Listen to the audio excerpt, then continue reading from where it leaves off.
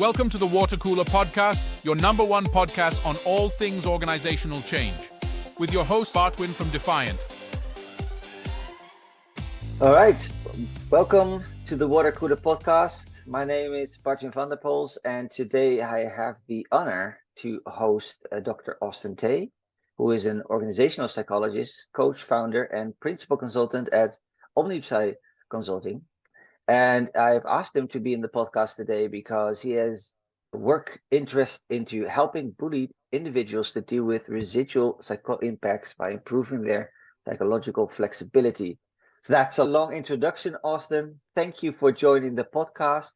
I'm very curious about your research topics and findings on workplace bullying, but please introduce yourself just a bit more and tell us a bit about your experience. Sure. First and foremost, thank you very much, Barwin, for inviting me to your podcast. I'm delighted to be here.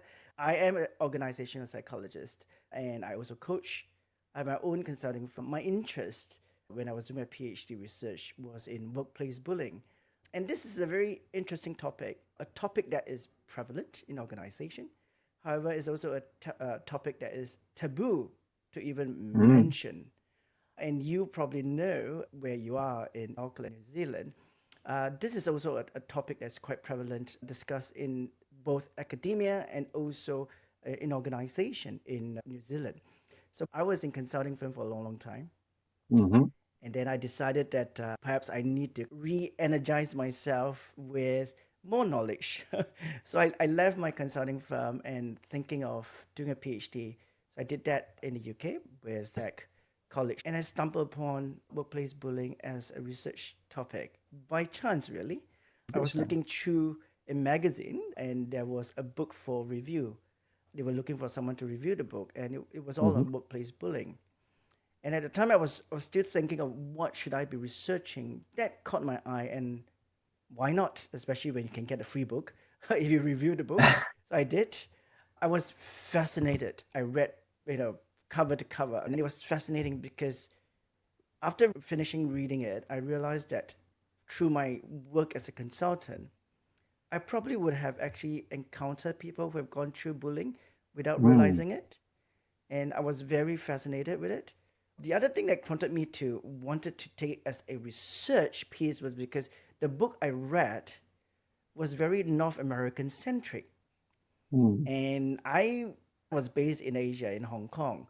And I wanted to find out whether there were research in this part of the world. So I put my head down and started looking at the topic. And that's how I decided in doing my research in the UK. Interesting. And Austin, when you talk about workplace bullying, important to get the definition right from the get-go. So what is workplace bullying in your view, and how does that differ to, say, let's say, some people are rude to you at the workplace? Right. This is a very contentious point that you just asked me to do the definition. I must confess, we do not have a unified definition in terms of workplace bullying. WHO has its own, ILO has its own. We as researchers also have our own definition. However, the definition encompasses a couple of similar elements. First, there must be obviously someone who has been bullied, so the victim. There must be a bully, and they can come in either singular or plural. So for example, a victim could be more than one. The bully could be more than one.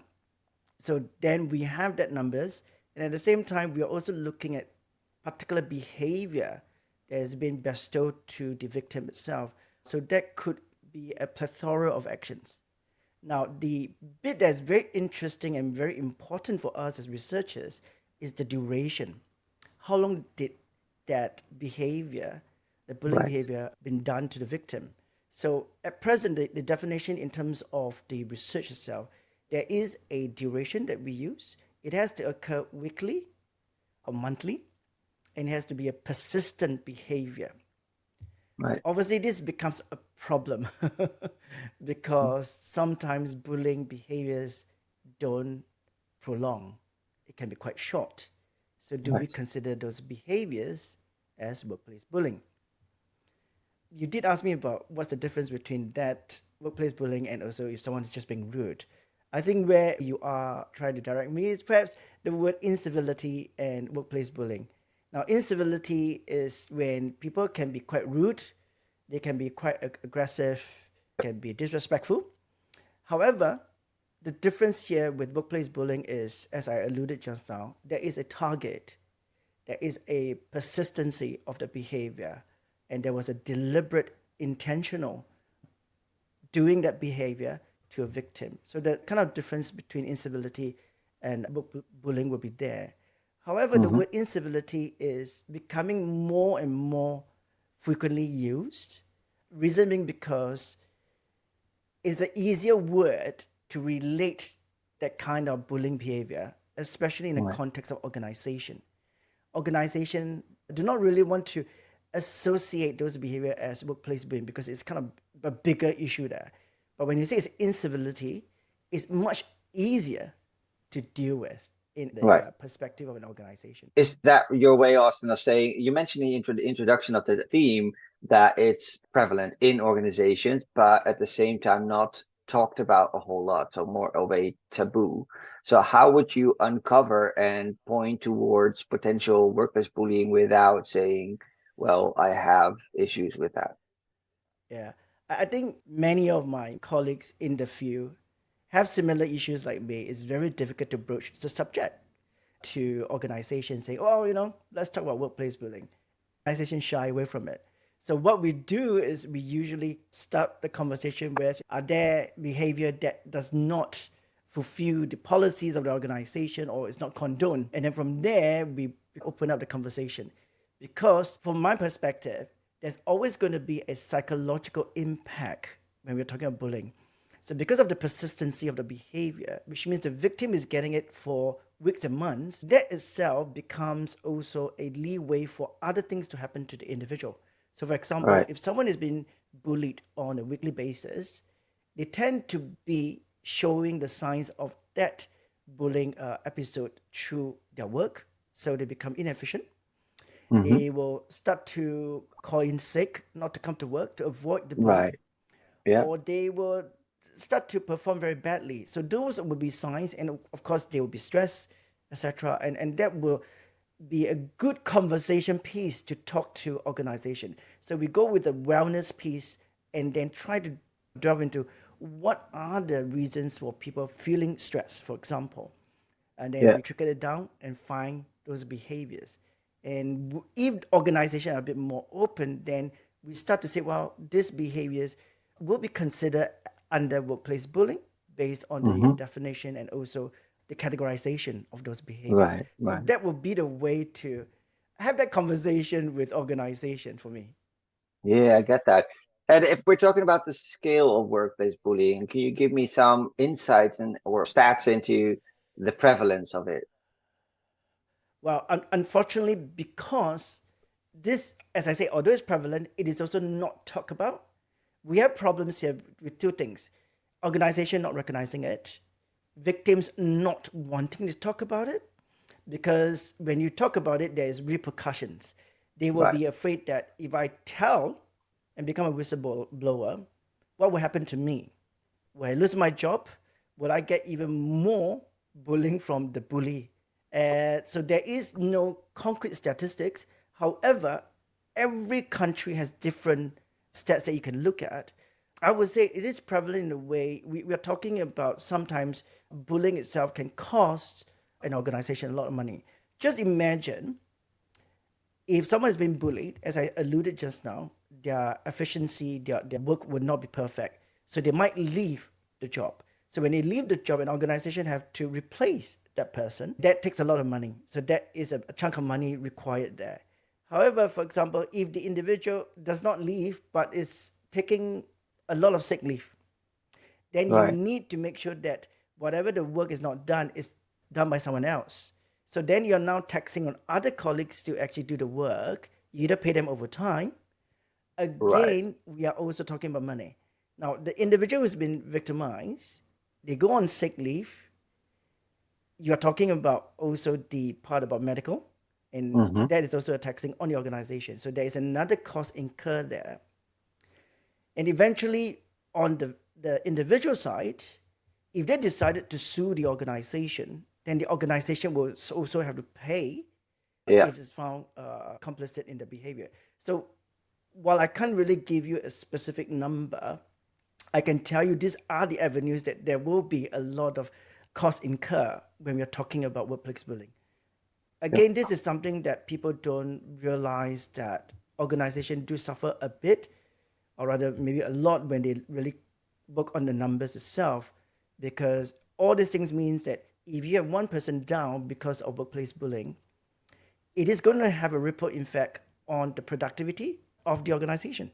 So the cost itself is quite, in a sense, because it's so great. The impact is there. So if you're talking, your research, has it extended to different nations and types of organizations as well, I presume?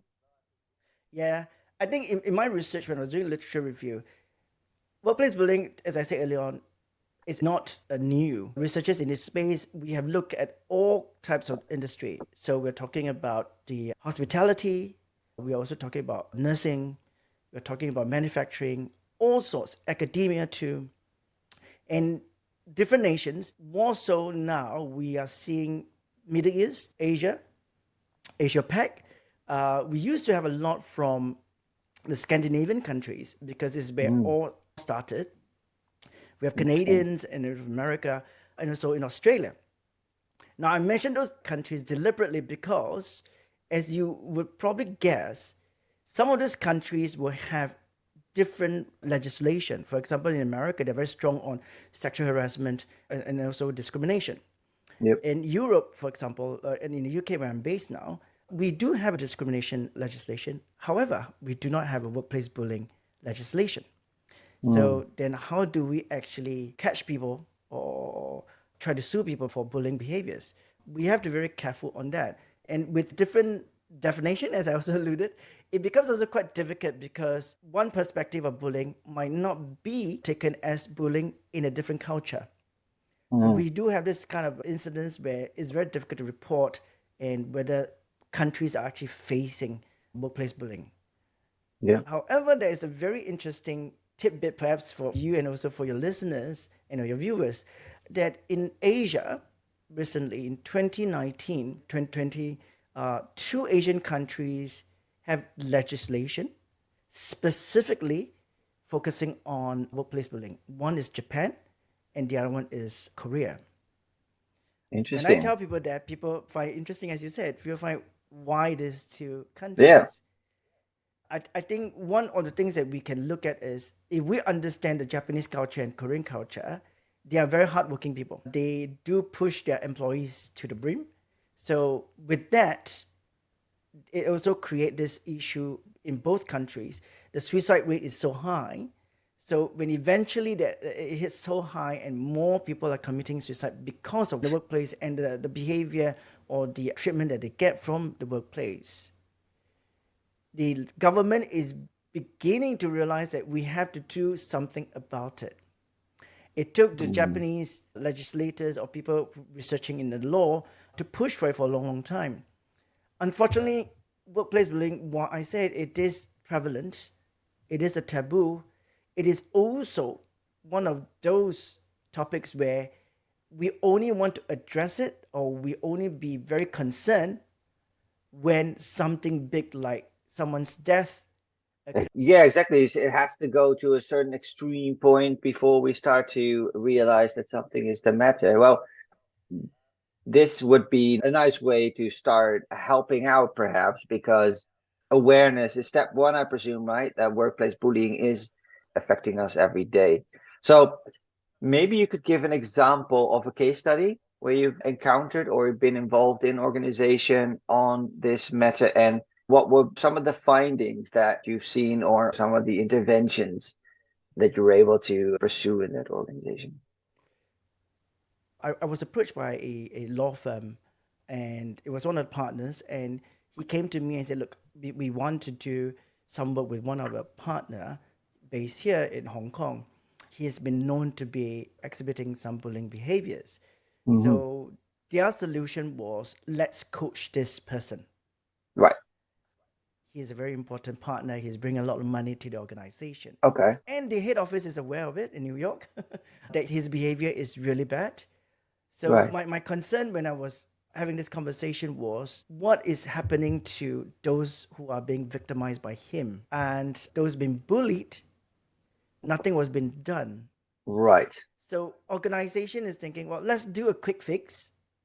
Right. Let's coach this person so that he won't be behaving like that. Now, in that circumstance, it's very difficult to say yes to that coaching, which I actually walk away from it, because if I'm going to coach someone who is supposedly exhibiting bullying behaviors, yet his victims are not given any support, there's an Right. imbalance there. So intervention like this is very difficult. However, you were asking, is there a solution with the organization I work? As I also alluded, first and foremost, organization would never admit there are workplace bullying issues that they face. So the solution is very difficult to even implement because Right. you can't intervene at all. The only thing I could do is to research. And my research for my PhD, I was looking at people deliberately who have gone through workplace bullying to see how are they coping. Because with the literature that I've read so far, it's all about prevention. Organization could prevent what should we do, different personality who might be bullies, people who are more susceptible to bullying. So I decided to look at whether those who have gone through bullying, what are they doing to help themselves? Because I have a strong feeling that when you have an experience like this, you don't just forget it. It stays with you. So they're going to For sure. carry that psychological impact with them. So Yeah. the other part of my research was to look at the intervention that those who have gone through bullying can help themselves. So I came across this therapeutic model called acceptance and commitment therapy. Mm. And I look at it, the practical side of it, how easy to be applying. And I decided to put it together as a research piece. Right. I was quite surprised with the results. There were a shift from the way those who have actually experienced workplace bullying and how they have actually shifted their mindset towards their psychological impact that they feel. So that gave me a bit of hope, thinking Yeah, of course. that this will be a good way to help people who are going through that. I'm very hopeful that this therapeutic model could help. At the same time, because we don't have people who are willingly volunteering or saying that they are a victim, it's very difficult to carry on more research on this. You mentioned acceptance and commitment therapy. So I think that deserves a bit more explanation on what Sure. is that therapy. Please tell us a bit Sure. more about that. Acceptance commitment therapy is considered a third wave of cognitive behavior. It is a very practical tool that can be used. What essentially, in a nutshell, the therapy itself is helping an individual to not get stuck with emotions and thoughts, bad emotions, bad thoughts, and not run away from it and not try to avoid, but at the same time to accept that it's part of who we are, how we will face negative thoughts and emotion, but with the hope that if we have something that we can hang on to, so this is where the value-based perspective comes in. So for example, as a victim of workplace bullying, if I want to feel better, I do not want to dwell on my past, this is the value I want to carry on, to live by. But every time I think about my episode, I think about my experience, I'm going to be drawn back to me self-deprecating myself because it's my fault. Why didn't I say something and so forth? So these are all the negative thoughts. So essentially, acceptance and commitment is trying to tell you that, okay, you have gone through the experience, but you want to work towards being a better person, living your life. So we need to take a step back and look at what these negative thoughts and emotions are actually doing to you. Are they bringing you closer to you being better, or is it bringing you away? So there is a practical element to it, act itself. So with people that I use in my research and also people who have gone through workplace bullying, it helps them to understand that it is something that they can't change. It's something that's going to be with them. When all the negative thoughts and emotions that comes with the experience they have, they can choose to dwell on it so they get stuck, or they can choose to get unstuck. and move forward. Right. Yeah. Okay. So is this a summary of sorts? So let's say I'm a victim of bullying. I would Yep. relive that episode of being bullied a couple times over in my head, right, in my mind. Yep.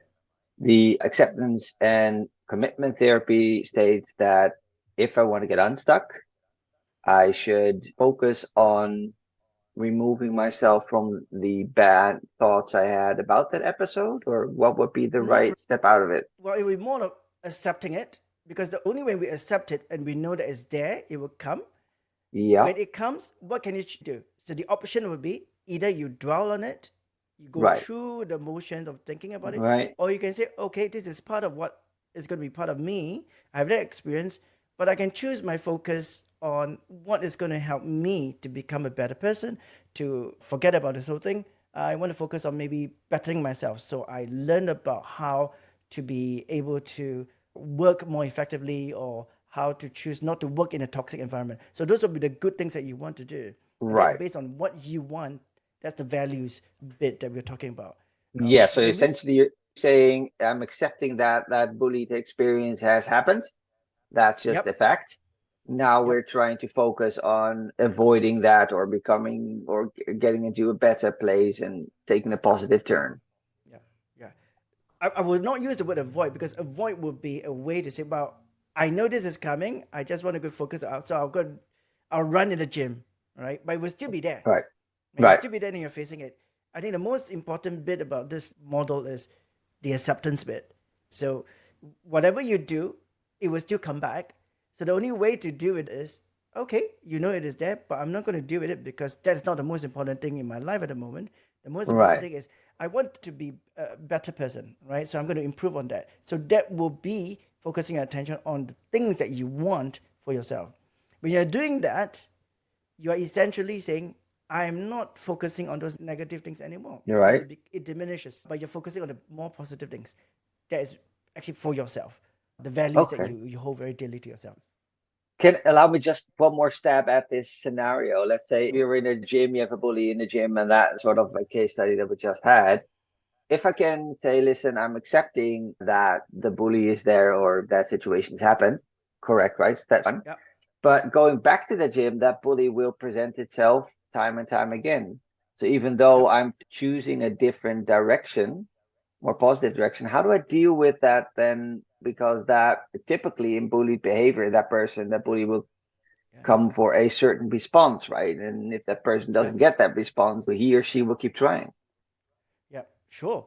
If someone who's going to be bullying you in the gym, first thing For you will instance, right? always do is, yeah, one thing that you would do is you report the behavior, Right. Okay. right? You Got it. report the behavior. So then I wouldn't have to have this bad experience, right? So once I don't have this bad experience, so I accept that, okay, I have an experience then first time. But if I'm going to dwell on it every time, oh God, if I go to the gym, I might meet another bully. How do I deal Right. with it? So you're now dwelling on something that is not happening, or based on the fact that you have a bad experience. But then if you go there as well, the purpose of me going there to the gym is to improve my health. And Sure. that is the focus, right? But I accept that there will be bullies everywhere in the Right. gym too. So if there's a bully in the gym again, I report it. But I'm not going to dwell on the fact that the fear that there might be another Right. bully there, Now I get it. Yeah. the whole experience and so forth, right? So you want to focus on what is important, which is in this case, my health, the purpose of why I'm going to the gym. So you have helped and coached and supported many individuals with the use of ACT, right? So the acceptance and Yep, commitment therapy. yep, Give me a few more examples just to bring it home how this works. yeah, yeah. I think one of the fantastic way of using this is through coaching.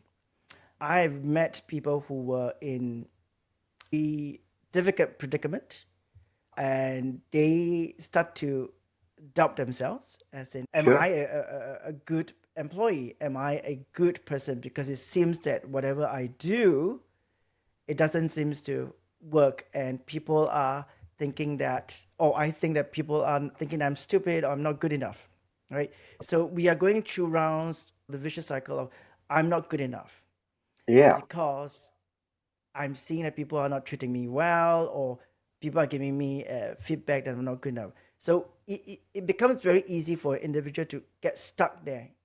Yeah. So the next time when they try to do something, they start to hold back because of the fear of the past experience. So when I use act itself, I like to challenge them, right? With, okay, that's the past. We can't change the past. How would you know that's going to happen again in the future? So because of an experience, human beings are very good. And there's one component about act itself. It's called relational frame theory, which is part of the model. What we like to do is we like to associate past experience. And then as we do that, we interpret that things will happen based on those experiences. Because I've had kind of similar experience before, therefore now I tend to suggest or tend to think that it's going to happen. So there is a Right. kind of pre-suggestion from our side. So when you challenge an individual like this with some of my clients, I will say, well, look, that's the past. How would you know it's going to happen in the future? Of course, the excuse will be, but it did happen before, Right. right? So we always have to, for me, I like to challenge, what if you did try doing it and then look at the outcome, right? If the outcome is similar, then do you think it's actually the way that you are focusing on the past again? So I will bring them out from the perspective. So I like them to look at it in perspective. Okay, this is happening. You're feeling, for example, fear of doing something in your job because of past experience. When you do that, what is actually happening to you now? You start to feel not supported. You start to feel not confident. You start to feel maybe fearful, right? And how is that impacting your work? Oh, I'm not able to do my job very well. Okay? If you're not able to do your job very well, what happens then? I will feel bad again. So you see the vicious cycle. So when you are able to bring someone out from that perspective that they have, the context they have, and look at what is happening, they will start to realize, oh, that's not what I want. I want to improve. So, okay. So what is the thing that you want to do? So we always start with what is the value that you want to achieve. So in this instant, my client will say, well, actually, I want to be better. I want to develop. I want to show people I'm good at. Okay? Yeah. That's what you want to do, right? So these are the negative thoughts because of association. So when we learn that this is part of us and we accept it, okay, when we are able to realize that, what then can we do to move us forward to the value, to the things that you want to achieve?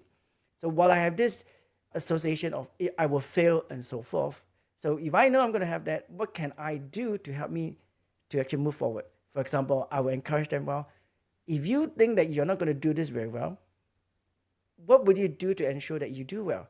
For example, you can ask for feedback, you can ask for support, so that when you are doing that, you are learning and you're developing at the same time, which means you're moving forward to become better at your job, right? And no longer thinking about, I can't do it. Because a lot of time as individuals, we feel very alone, although we are working in an organization with other people, we always feel alone that we can't ask for help. If we do something, we will be viewed as not good, inadequate, and so forth. So it's, a lot of times it's us and our inner critic is working very hard in there. But if we are able to say, wait a minute, inner critic, that's not the truth. That's not what it is. I'm going to be actually looking at more positive, how I could improve myself. Then that's how we deal with all the negative thoughts and emotions. And that's how the magic of acceptance and commitment comes in. Although I'm simplifying it very much, when I work with a lot of individuals, we do talk a little bit deeper, because a lot of times it does stems back from past experiences, the fear that they have. So it's kind of etched in their head.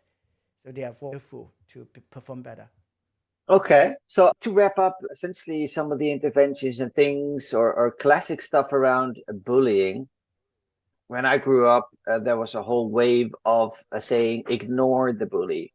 So when you're being bullied on the schoolyard or potentially in your workplace, that's a suggested way to go.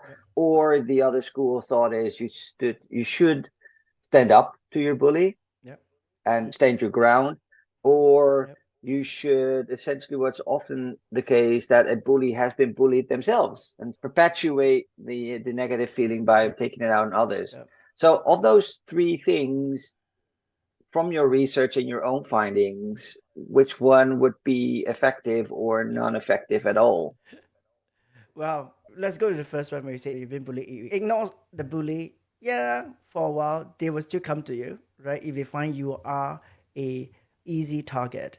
So if you ignore, it might work, it might not work. In a sense, they might get tired of doing that to you, then they run away, they go away. If they don't get tired, they keep on perpetuating that to you, then you are feeling the brunt of it. It's not going to be useful, right? Because you're ignoring it. So that is not going to be useful strategy. Right. In this kind of circumstances, I would say you have to stand up for yourself or report accordingly to an organization. Sure. The second bit would be you're talking about report. Yes, definitely. We also have an issue here when you report to the organization. Who do you report to? Exactly. That was the question I had. Yeah. Do you go to your HR professional, to your team lead? What do you do? Yeah. I think a lot of people will always take the first instant of, I will talk to the HR, right? I've been asked this question. Of course, HR will be the best person to deal with it. I say no. On the contrary, they are not the best person to deal with it. You can tell them about it. They keep a record of it. They make note of this. They're going to start the process. But the HR must not be involved in the investigation. They must not be involved in any other processes that deals with the workplace bullying, apart from knowing it, notifying, and then make it known to the management that something needs to be done. Now, research has found that most bullies in the workplace would have been victim Right, exactly. when they were much younger in the school. So this is like a coping mechanism, what they've been experiencing. So now they're doing to someone else. Some of the industry I've spoken to, for example, the legal profession, because for example, as a young lawyer, you will have to learn the ropes and you'll be screamed at by the senior partners and so forth. So when this young lawyer become a senior partner, because they're so accustomed to the way they were being treated, they can't perpetuate that to whoever is working for them now. We do find research whereby bullies themselves could be victims when they were much younger. So they perpetuate this behavior itself in workplace bullying. However, that doesn't mean that they should not be being penalized for their behavior, right? So this is where there are a couple of things people will say. We could always assess people when they come in to work for us to see whether they have such dark traits or tendency to bully.